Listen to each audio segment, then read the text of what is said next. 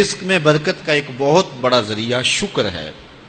ارشاد فرمایا لَإِن شَكَرْتُمْ لَأَزِيدَنَّكُمْ، اگر تم شکر کرو گے وہ تمہیں اور زیادہ عطا کرے گا، اور اگر تم شکر نہیں کرو گے وَلَئِن كَفَرْتُمْ، کفران نعمت کرو گے إِنَّ عَذَابِي لَشَدِيدٌ، تو پھر میرا عذاب بڑا سخت ہے۔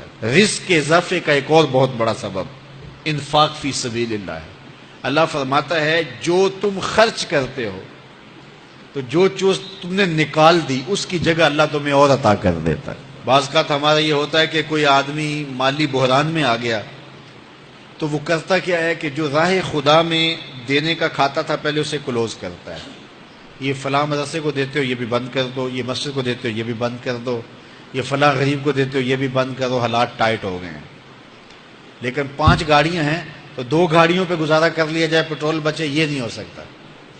گھر کے لچھن وہی ہیں لیکن بند کہاں سے کیا؟ جہاں سے رزق آنا تھا۔ ہمیں تو یہ حکم دیا ہے جب رزق تنگ ہونے لگے صدقہ دے کے رب سے کاروبار کر لو، صدقے سے تمہارے رزق میں اضافہ ہوگا۔ یہ رب کا وعدہ ہے اور اللہ کے وعدے جھوٹے نہیں ہو سکتے۔ رزق کی برکت کا ایک اور بہت بڑا ذریعہ النکاح ہے۔ فرمایا اگر تم نکاح کرو گے تم فقیر ہو وہ تمہیں غنی کر دے گا۔ لوگ کہتے ہیں بچہ پیروں پہ کھڑا ہو لے تو پھر نکاح کریں گے، اللہ کہتا ہے تم نکاح کرو ہم پیروں پہ کھڑا کر دیں گے۔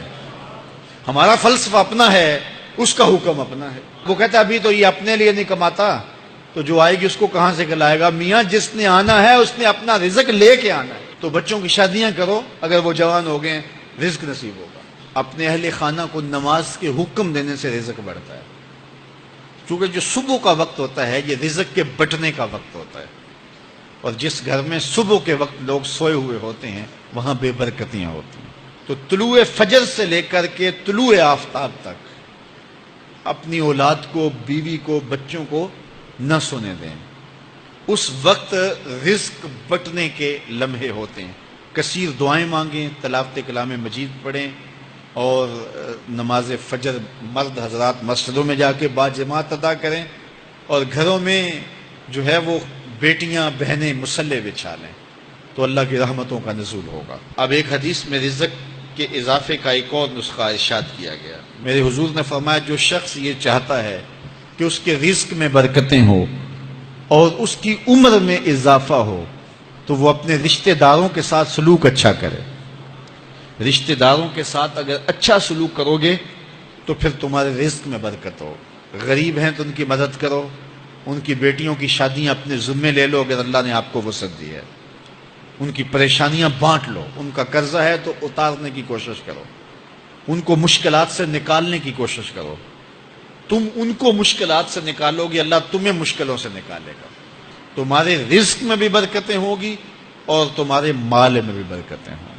فرمایا بہتر صدقہ وہ ہے جو ناراض غریب رشتہ دار کو دیا جائے۔ اگر وہ پھنس گیا ہے، مجبور ہے، ناراض ہے، تو اس کو اگر دیں گے تمہارا نفس اس میں شامل نہیں ہوگا، تو یہ افضل صدقہ ہے جو ہر صورت میں قبول ہی قبول ہے۔ رزق کے اضافے کا ایک اور سبب الاحسان الی الضعفاء، جو کمزور لوگ ہیں ان کے ساتھ اس نے سلوک کرنا۔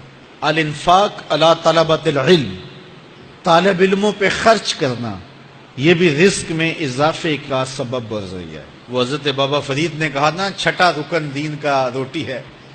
گھر میں کچھ نہ ہو تو پھر نہ نماز اور نہ ہی دیگر امور کی لذت آتی ہے، تو یہ رزق فراواں اور وسیع اور مبارک نصیب کر دے اللہ۔ تو اس کے لیے ایک اور وظیفہ میں دیتا ہوں، اور وہ یہ کہ مغرب کے بعد 21 مرتبہ سورۃ الکوثر پڑھ لیں، کثرت ہو جائے گی انشاءاللہ۔ اول خدوشی پڑھ لیں، 5-7 منٹ لگتے ہوں گے، تو سورہ کوثر 21 مرتبہ روزانہ مغرب کی نماز کے بعد پڑھیں، اور اگر بہت زیادہ مسائل ہیں تو ہر نماز کے بعد پڑھ لیں، تو انشاءاللہ آپ دیکھیں گے کہ گھر میں برکتیں اترتی محسوس ہوں گی، انوار کا نزول ہوتے محسوس کریں گے۔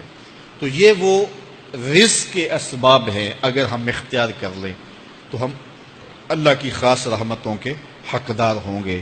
اللہ ہم سب کو رزق حلال، رزق وسیع، رزق سہل، رزق مبارک، رزق فراواں نصیب فرمائے۔